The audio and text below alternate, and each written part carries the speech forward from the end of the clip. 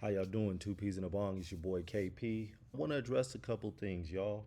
You know, DP and I, we briefly were talking about what if stories in NBA history, about players that had potential but got hurt there and their careers were derailed. And two names that I mentioned were Tracy McGrady and Brandon Roy. And DP mentioned Penny Hardaway. And I said, I don't believe that Penny Hardaway is in the same class as Brandon Roy, Tracy McGrady. Now, ever since I said that, the video's been going out. I'm glad that it's got a lot of engagement, but I want to start by saying this. Under no way, shape, form, am I trying to discredit and disrespect Penny Hardaway? Penny Hardaway was a heck of a player. What I was simply saying was, I don't believe he's in the same category as a Tracy McGrady and a Brandon Roy. And I'm going to tell you why. Anthony Hardaway, in his first 3 seasons in Orlando, he was the Robin to Shaq. No disrespect. He was a hell of a Robin. Penny Hardaway was an all-star. He finished second in the Rookie of the Year voting behind Chris Webber. He was an all-star 2 of the first 3 years of playing basketball in the NBA. But this is my point. In his fourth season, it was the 96-97 season. That's when Shaq he left Orlando, went to the Lakers in free agency. Penny Hardaway, in that first year without Shaq, averaged 20.5 points a game, right? So we'll round up, we'll say 21. 21 points a game, 5.6 assists. We're going to round up. We're going to say 6 assists, 5 rebounds. That's a heck of a stat line. He was an all-star. That year, unfortunately, he got hurt, right? And in the playoffs against the Detroit Pistons, Joe Dumars, on a routine rebound, he played through it. After he played through it, Orlando eventually played the Bulls. The Bulls swept them. Penny Hardaway, took about 2 days off, went back to playing pickup, even worked out with Team USA. Eventually, he had to get surgery. The very next season, he played 19 games. He averaged 16 points. His numbers started to go down, but he's the number one. So, as the number one, the first year he averaged close to 21. The second year he averaged 16. The next year he averaged 15.8, so 16 again. So at that point, he was averaging close to 40 minutes a game, averaging 16 points. The numbers are slowly declining. Then Penny Hardaway left Orlando and he went to Phoenix. Some people may remember, but when he went to Phoenix, it was almost like it was a resurgence. And it was like, Penny's back to looking pretty good. Penny in Phoenix averaged 17 and shot 49% from the field, whereas when he was on Orlando, he was around 44% and hovering around that mark as the number one. Now, in Phoenix, his field goal percentage went up, his points slightly went up. Now, here was the thing. Penny Hardaway wasn't the leading scorer. The leading scorer on that team was Cliff Robinson. Cliff Robinson, 18.5, round that up to 19. So Cliff Robinson was the main guy on offense in terms of scoring. And then we talk about, well, Penny was a point guard. Well, on this team, Jason Kidd was the main distributor. Jason Kidd averaged 10 assists. Penny Hardaway averaged 5 assists, but he was your shooting guard.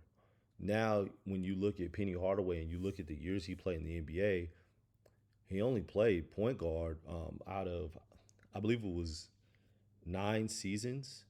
Out of the 9, or you want to count the last year that he played with Miami after he came out of retirement, I think that's 10 seasons. In the 10 seasons, he played point guard 4 of those seasons. The other seasons, he was a shooting guard and a small forward. So looking at Penny Hardaway through that lens, are we classifying him as a point guard? Or are we classifying him as a shooting guard? Most of the years in the NBA, he was a shooting guard, not a point guard. After he got injured, they brought in Daryl Armstrong. Daryl Armstrong became the starting point guard. He became the starting shooting guard.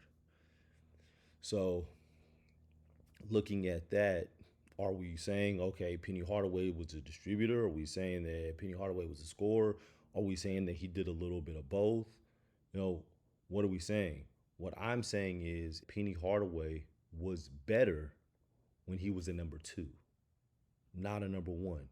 He played one healthy season as a number one, and that was good. But the one season for me just isn't a good enough sample size of saying it. Whereas Brandon Roy played 6 seasons, and the last season was more so. Season number 6 was 5 games with the Minnesota Timberwolves. So I mean, technically it's 6 seasons, but it was really 5 seasons. And in season number 5, he only played 47 games. So, that's a little bit more than half the season. So the first 4 seasons, in season number 1 he was rookie of the year. He averaged 17. And rookie in season number 2 he averaged 19. Season number 3 he averaged 23. And in season number 4 he averaged 22. This is when he was a number 1. So they had LaMarcus Aldridge on the team, but Brandon Roy was the number 1 at this point. He was the go-to guy. In his second year, he averaged 19 points, 6 assists, 5 rebounds. Brandon Roy was always between 4 and 5 rebounds a game throughout his career. Brandon Roy really stopped playing before he reached his prime. We didn't really get to see prime Brandon Roy. And that's part of the reason why I keep him in the category with T-Mac, because we didn't see his prime. And then in talking about T-Mac, I always say this about T-Mac. Now, granted, when T-Mac went to Orlando, T-Mac was going to be the second option with Grant Hill. Orlando was going to be Grant Hill's team. He was the franchise player. And they thought T-Mac, would be a good number 2 guy. And fortunately, they didn't play that many games together. But what it did was it put T-Mac in a situation where he became the number 1. And T-Mac became the franchise player. And we got to see how good T-Mac was. So, let's talk about his stats for the 2001 season when he first got there. When he first got to Orlando, he averaged 27 a game. So he was most improved. He finished 6th in MVP voting, but he averaged 27 a game. He averaged 8 rebounds. He averaged 5 assists. That was in his first season. Granted, he was taking the double teams. Pause, if need. The next season, when it was like, okay, well, let's see if he comes back and does it again, he averaged 26 a game, 8 rebounds, 5 assists, still getting it done. And might I say, he shot 48% from the field. The first season he shot 47%. The next season he shot 48%. The next year he averaged 32 points. This is a perimeter player, and at that point he shot 50% from the field.